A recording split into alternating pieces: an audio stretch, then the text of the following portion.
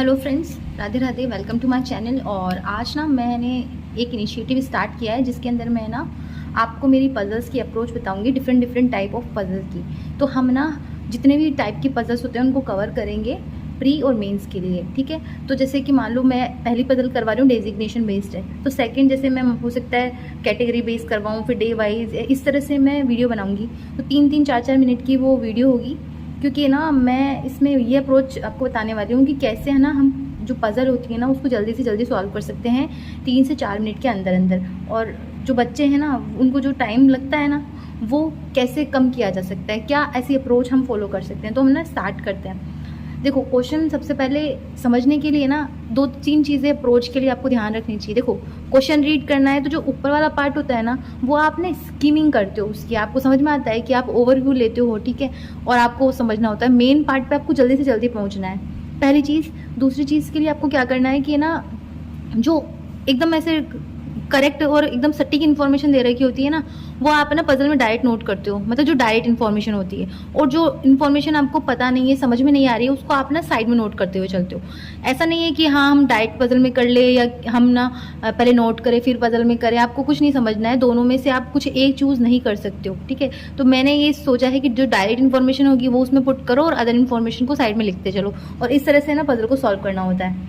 अब ना ये वाली पजल स्टार्ट करते हैं। देखो, मेरे हिसाब से 2 मिनट या 1.5 मिनट निकल चुका है। अब जो वीडियो होगी ना वो 3 से 4 मिनट ही जाएगी, ठीक है। स्टार्ट करते हैं। देखो, 6% डेजिग्नेशन बेस्ड है, ये जीएम ये सब दे रखा है, हायरार्की दे रखी है, डिक्रीजिंग ऑर्डर दे रखा है, जीएम सबसे टॉप मोस्ट है और क्लर्क जूनियर मोस्ट है। अब हम लिख लेते हैं इसको, हमें समझ में आ गया कि क्या करना है। तो जीएम है, फिर एजीएम है, फिर एसएम है, मैनेजर है, पीओ है और क्लर्क है। इस तरह से हमको ये गिवन है। अब मैं जो करती हूँ ना वो मैं आपको बता देती हूँ। मैं ना 3 पॉसिबिलिटी लेके चलती हूँ हमेशा। कई लोग 2 लेके चलते हैं, बट मेरे को ऐसा लगता है कि 3 तो होनी ही चाहिए, उससे क्या है क्वेश्चन थोड़ा इजी हो जाता है बनाना, ठीक है। आगे देखो, each person like different food, इसका मतलब ये है कि इसके अंदर है ना वेरिएबल भी है। तो स्टार्ट करते हैं अब, एक second. Okay, M is designated junior to senior manager. M जो है सीनियर मैनेजर से नीचे, यानी इन तीनों पोस्ट पे हो सकता है। मैंने बोला 3 वेरिएबल बन सकते हैं, 3 दे रखे हैं तो आप इजीली बना लो। एम लिख दो यहाँ पे, ये लो हो गया।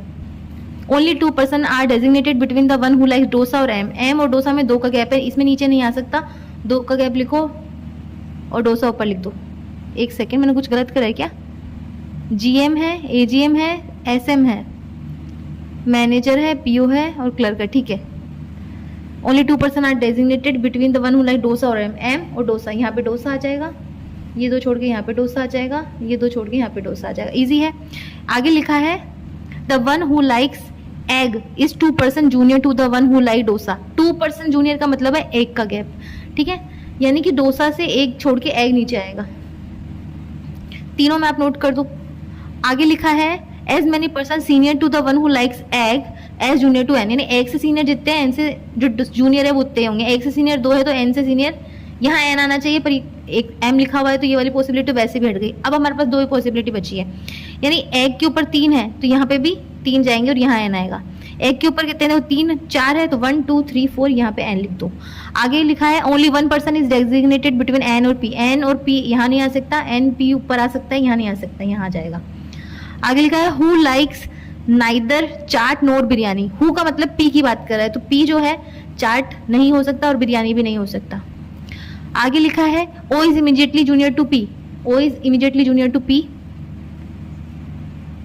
आर लाइक्स आइदर एग और बिरयानी। आर जो है या तो एग होगा उसके पास में या फिर बिरयानी होगी, दोनों में से कुछ एक हो सकता है। Q is designated junior to R. Q जो है आर से नीचे आएगा। देखो 2 ही पोजीशन हमारे पास बची हुई है, तो ये तो हमको कंफर्म है कि आर क्यू इस तरह से ही आएगा। ओके, आगे लिखा है but likes neither chaat NOR rice. जो क्यू है ना वो ना तो चाट पसंद करेगा ना राइस पसंद करेगा, ठीक है। The one who likes idli is 2 person senior to the one who likes chaat, यानी इडली सीनियर है 2 चाट से, यानी 1 का गैप है उन दोनों के अंदर। नाइदर एन नोर पी लाइक्स राइस। एन और पी ये दोनों राइस को पसंद नहीं करते। हम सबसे पहले ये करते हैं, ये 3 कवर कर रहा है तो इडली 1 चाट लिख देते हैं। देखो, इडली 1 चाट यहाँ पे भी आ सकता है और इडली 1 चाट यहाँ पे भी आ सकता है, इसमें सिर्फ यहाँ आ सकता है। तो एक पॉसिबिलिटी है ना इसमें, तो हम पहले इस वाले को कर लेते हैं, इडली और ये हो गया चाट। अब देखो आर या तो एग होगा या बिरयानी होगा, एग ऑलरेडी है तो ये बिरयानी हो गया हमारे पास में, और एम जो बचा हुआ है वो एम हो गया हमारे पास में, यानी राइस। देखो ये करने के बाद देखो पी पे आ रहा है चाट, तो पी तो चाट हो ही नहीं सकता, तो ये तो पॉसिबिलिटी रॉन्ग हो गई। अगर मैं यहाँ पे इडली ना लिख के यहाँ इडली लिखूँ और यहाँ चाट लिखूँ, तो पी जो है इडली तो हो रहा है पर राइस हो जाएगा एन, और एन राइस भी नहीं हो सकता, यानी ये पॉसिबिलिटी तो हमारी कट गई है। ठीक है, आगे देखते हैं। अगर इडली यहाँ लिखती हूँ और चाट यहाँ लिखती हूँ, उस केस में लिख लेते हैं एक बार, इडली ये चाट, एन चाट नहीं हो सकता ना, एन हो सकता है, और पी राइस नहीं हो सकता। ठीक है, ये इडली चाट है, और क्यू है ना चाट नहीं हो सकता, राइस नहीं हो सकता, तो राइस ये हो जाएगा, और ये हमारे पास में क्या बचेगा फिर, बिरयानी। ठीक है, तो ये हमारे आंसर आ जाएगा, ये इडली है, ये डोसा है, ये चाट है, और ये इस तरह से हमारा आंसर निकल जाएगा। और पजल सॉल्व हो चुकी है, और अब ना हम नेक्स्ट पजल जो करेंगे ना वो कैटेगरी बेस्ड करेंगे। ओके, अगर मेरा कंटेंट आपको अच्छा लगा तो प्लीज़ मुझे लाइक शेयर सब्सक्राइब कीजिए। Okay, thank you.